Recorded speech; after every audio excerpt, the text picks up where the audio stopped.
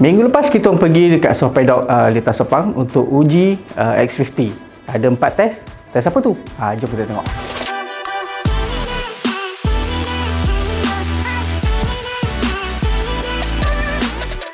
Okey, ujian pertama ialah slalom dan lane change. Slalom ni kita nak tengok X50 ni agile ke tak masa kita nak kiri kanan semua sekali kan. Lepas tu kalau lane change ni untuk melihat kestabilan. Tapi kalau nak kirakan still okey lah kereta ni. Jomlah kita tengok je lah.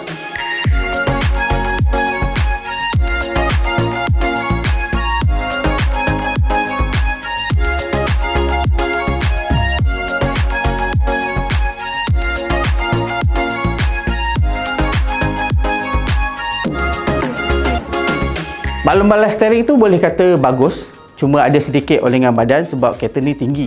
So tak boleh nak harap macam dia drive macam sedan lah. Lagi satu, Proton setting dia punya suspension ni sedikit lembut untuk bagi keselesaan kepada penumpang. Untuk lane change pula, kita rasa agak yakin nak tukar haluan secara tiba-tiba. Kalau brake pun tak rasa gelabah sampai kita nak berdiri tekan brake. Itulah dia punya bestnya X50 ni. Ujian kedua ialah pecutan 0 sampai 100. Okey, ada 3 model yang diperkenalkan.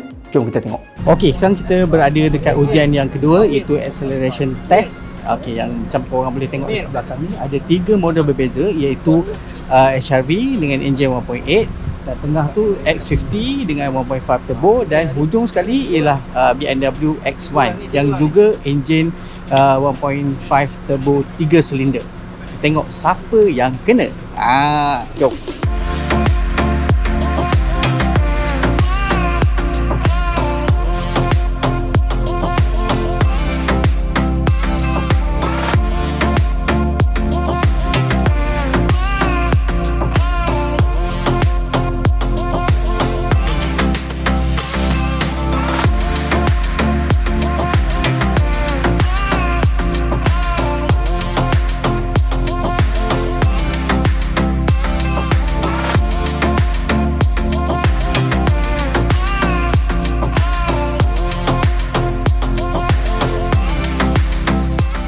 Kalau tengok atas kertas memang X50 ni paling power lah. Yelah event dia kan, mestilah dia bagi yang paling power. Macam tu.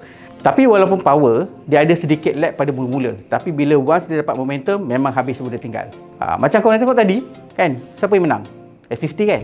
Test ketiga ni nak uji keupayaan sistem bantuan pemanduan atau ADAS yang membolehkan X50 ni diklasifikasikan sebagai Autonomous Driving Level 2. ADAS ni ada Intelligent Cruise Control, maksudnya dia boleh ikut dan membrake mengikut kelajuan kenderaan di hadapan.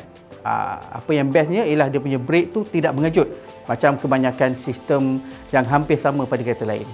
Jom kita tengok.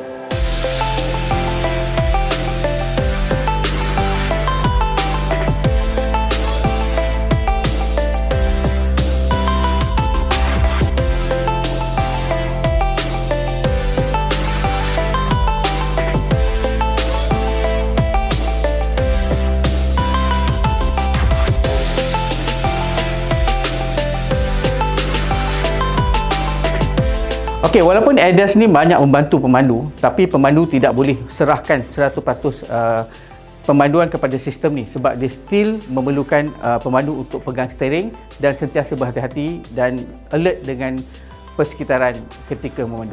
Ujian terakhir melibatkan forward collision warning dan AAB. Maksudnya AAB ni sangat berguna terutama kalau kita berada dalam kesesakan jalan raya dan insya-Allah tak akan terlanggar kereta hadapan. Lepas tu, satu lagi ciri yang paling saya suka ialah APA, Auto Park Assist. Korang cuma tekan butang dan kereta ni akan park sendiri. Tapi kena ikut arahan yang dipaparkan pada skrin monitor lah.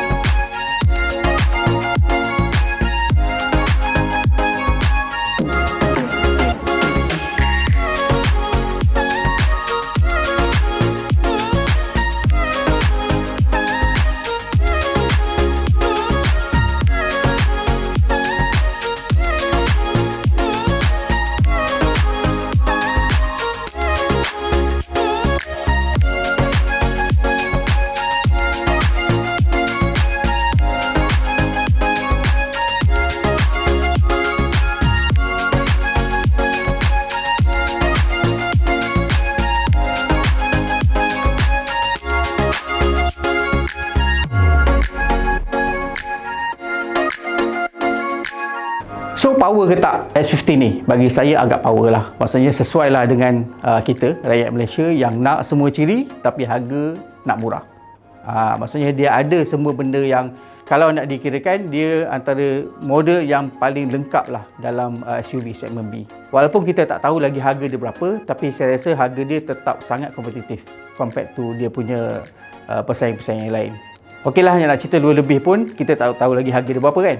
Tapi kalau korang minat, boleh tempah sekarang. Sebab kalau lambat, lama lagi lah korang kena tunggu. Tapi sebab tu jangan lupa subscribe, like dan komen di bawah. Hingga jumpa lagi dalam video akan datang. Assalamualaikum, bye-bye.